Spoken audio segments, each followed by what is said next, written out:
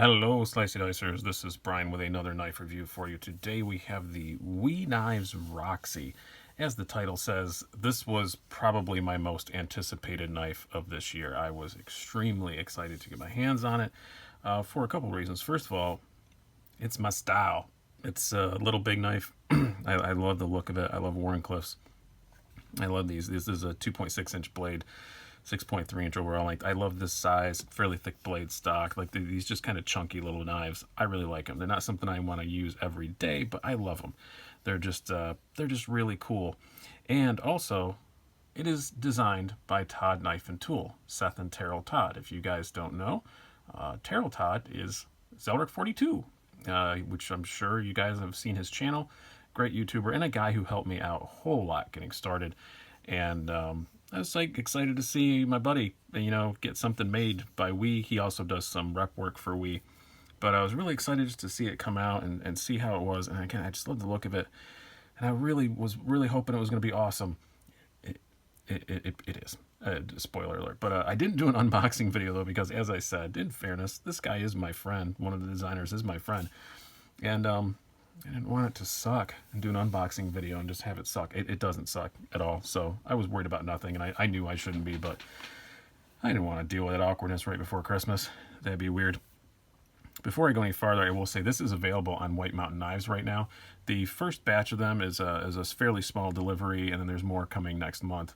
So if you want one, it is in stock right now, and you can use my discount code SDWMK and get 10% off at White Mountain Knives. And this is a $242 knife, so that's not an insignificant amount of money. That's a dinner to Applebee's cheaper. So you might want to check that out if you want to grab one. Let's do some stats and some size comparisons, then we'll move on and talk more about this. You have an overall length of 6.3 inches, blade length of 2.6, blade thickness 0.155 according to my calipers, blade thickness 0.5 inches, and a weight of 3.81 ounces. And I always make sure to give a shout out to companies when they do this. That's exactly what they claim, and it's exactly what it weighed. So right to the hundredth. It's rare that you get that. Usually they're off by a little bit here and there. Dead on exactly what they said, so that's pretty awesome. Let's do some size comparisons here. We'll do a couple of the standards first. Line up the pivots. Your Spyderco Paramilitary 2. You can see this is a small knife. It's not a tiny knife, though. Your Kershaw Bare Knuckle. Again, yeah, you can kind of see. Small but not tiny. Now let's compare it to some more smaller knives. We will compare it to, I guess we'll do this one first because it's right here. We'll move them up. We'll switch things up. But the Bestech engine. A little bit bigger than the engine. Your CRKT Pilar. You see, it's quite a bit bigger than a Pilar. And next up, your Kaiser Mini Sheepdog, which does intrigue me because they are doing a titanium fancy pants version of this. I do believe the Damasteel version is already out. I think it is. I saw it a couple places, I think, if I remember correctly, but I don't really want the Damasteel one because it's $299, but the other one will be a bit cheaper and more kind of in the same price range, and yeah, that would be a really cool comparison, don't you think? I think it would be. Gonna have to get my hands on one of those to beg, borrow, or steal one or something. And lastly, just because I was surprised that it's exactly the same size, I had it here on the desk when I was getting ready to do this review when I've been playing with this thing all day. And yeah, it's very similar in size to the Kershaw Copper Natrix, at least in length. More cutting edge on the Natrix, but yeah, that just kind of surprised me. I will say I have only had this a day, but I'm not going to call it a first impressions review because I have been putting it through the ringer today. I got it extremely early this morning, and I'm playing with it all day, and I feel like I have a pretty good handle on it, and it'll be in a long-term review later if something's different. And as I said, it's probably going to be in a comparison review whenever I can get my hands on the Fancy Pants Mini Sheepdog. So you'll see it more. But this is kind of a first impressions plus, I guess is what I would call it. Let's talk more about this knife specifically. I love the way it looks, and that is one of the things that intrigued me about it most. I probably saw this before a lot of you did. because I'm friends with one of the designers, as I said, and I saw some renders, and I was really looking forward to getting my hands on it. I just love the way it looks. I love the look of that Wharncliffe. I love this kind of techno angular design language they use. I really like that. I love the bronze touches on the clip and the backspacer, and I freaking love this hardware. It is so nice. It is so nice. It just looks amazing on this knife. I really like it. And that's kind of a Todd Knife and Tool thing, I guess. They like the bronze and titanium look. All T8, everything is T8. The pivot is tiny. You can see, I like that too. The pivot's very minimalized. I really like it. The only logos on it at all are just the Todd Knife and Tool on the one side of the blade, and that's it. Can't really object to that too much. Really, really love the look of it. And it's a WE. It's extremely good quality. I'm trying to remember the last time I got a WE that was crap, and I not remembering. They do a great job. They make everybody's everything, and they're kind of taking over the world. But man, it's just so well built. Ceramic bearings, ceramic detent, titanium frame, M390. Excellent build quality, and I just think it looks fantastic. I really, really do. I'm blown away by the looks of it. As far as the blade goes, also really liking that. 0.15 5-inch blade stock, as I said, but very thin behind the edge, 15 thousandths behind the edge. Very, very sharp out of the box, and slices supremely well. Very high flat grind. It's a really good slicer, even though it's kind of thick blade stock. It's a really good slicer. I was very impressed by that. And for a Warney, the clip isn't too crazy thin. It gets a little thin right there at the tip, as they all do, but overall, it tapers to get pretty thick pretty quick. I really, really like that about it.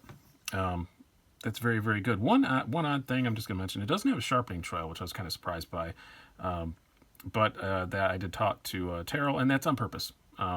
They say because it's such a small blade, and the sharpening trail, they didn't want it to get caught on stuff. So, on the medium that you're slicing. So they intentionally didn't do that. That was a designer's choice. But I was just kind of surprised not to see one. That's it. As far as the ergonomics go, I do have a little issue with ergonomics, and everybody's hands are different. I have long hands, but skinny fingers and pretty skinny hands, honestly, overall. But when you're holding it back here, it's fine. I was kind of worried about this gorgeous pocket clip. I just didn't think I thought that looked like it might cause a hot spot. When you're holding it back and not choked up, of course you don't. It's a small knife. I can't get all 4 fingers on there. You kind of can, the way it wraps around. You get almost, but not quite. You can feel that clip, but it's not uncomfortable. I wouldn't go as far as to call it a hot spot. Depends on how sensitive your hands are, but for me, it's there, but it doesn't really bother me. When I choke up, I have a little bit of an issue with it, just because there's kind of a sharp angle here in the butt, and I can feel that just a little bit.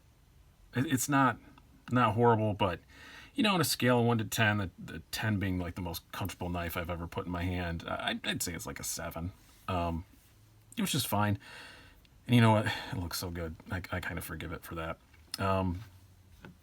As far as the carry goes, it carries pretty darn good. It is a tall knife, as you can see. You're looking at about 1.5 inches in overall height. Maybe, about 1.5 inches in overall height. Put it in the Wranglers here, but it still fits in the pocket really well. The tension on this gorgeous titanium pocket clip, if I mentioned that, I think the pocket clip is gorgeous. These jeans are getting worn out. Goes in really well. Carries fairly deep. Not super deep, because it's a mill clip, so it's not deep carry. And what sticks out is not only not objectionable in the colors. It's not bright colors or anything, or some big billboarding on the clip. It looks pretty. You get to look at that bronze clip, which is pretty cool. And it does, I'm surprised, at least on these pants, it does fit into the 5th pocket. Because as I showed, it's not a terribly small knife. It's small, but it's not tiny, and it fits in that 5th pocket really well. I actually was carrying it there most of the day today, and it fit really well. I really liked that. As far as deployment goes, it also is carry. Before I move on, it does have a lanyard hole. It's got the And I like how they did a lanyard hole. Yes, it's thin. You're not going to be able to put thick paracord in it, but you'll be able to put the smaller stuff in there.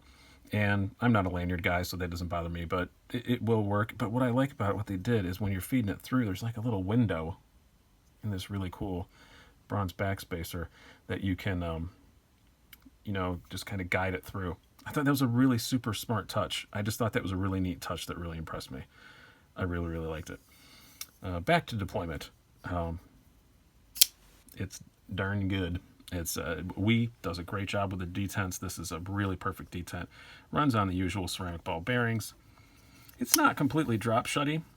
This is, again, after only a day's use, and I haven't even torn it apart yet. I am going to do a disassembly video next week on this knife. I'm going to do a series of disassembly videos, and this is one that I've got on there.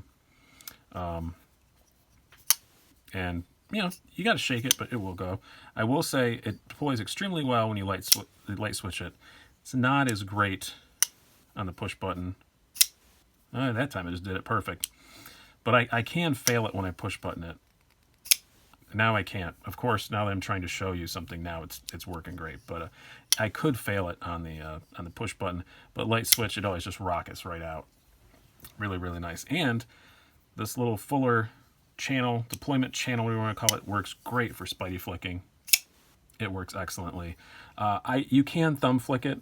I have my tripod on my way. I'm not even going to try right now because I suck at thumb flipping, and you got to give it a bit of wrist. But it is nice that you can roll it out. So you have multiple deployment methods, and especially with the spidey flick and a light switch, it rockets out every time. Really, really cool. And it's just satisfying, and the noise it makes is great too. Yeah, it's pretty good. And then we'll shake it shut here. You can hear that. Pretty good detent. Pretty nice noise in the detent too. So really well done there. What do I want to say about this thing overall? It's just really good. I mean, I do really like, as I said, I got that one little ergonomic issue with it, but everybody's hands are different. You may or may not have that. If you have really sensitive hands, it may bother you more than it bothers me. If you don't, or you have more meat on your hands than me, maybe it won't bother you at all. But that's that, and the choice not to do a finger choil, or to do a sharpening choil, that was their choice. But yeah, it's just those two little things, and it just looks so good. It looks so good. Chipping up here is really good, by the way. I don't think I mentioned that. It's pretty aggressive, but it's not uncomfortable. Yeah, $242. That's about in line with Wii's prices on the titanium M390 stuff. Their bigger ones are a bit more, and this is smaller, so it's a bit less. So that's cool, because it doesn't cost any less milling making this thing for sure. There's a whole lot of milling on it. But yeah, I think the price is very fair for it. And I said, go to White Mountain Knives, 10% off. If they have them in stock right now, if you want one, go grab it. I'm sure I just cost somebody $220. So sorry about that. But I'm not sorry at all. I'm lying to you. I don't care. Go buy one. Really, really cool. Very happy for Zelric and his brother. And this is the first of their offerings. There's going to be a 4-inch version of this coming out from Wii next year. And they have another one called the Malware, which is kind of a longer, slenderer knife, which I'm really excited to get my hands on that too. I do believe that's from Best Tech, but I'm not sure. Somebody correct me in the comments if I'm wrong. 90% sure that's coming out from Best Tech. Yeah, just really, really cool knife. And I'm glad to get it. It did not disappoint me. I was really looking forward to it, and I really like it. So very happy about that. I hope you guys have enjoyed this video. I've been Brian. Have a good one.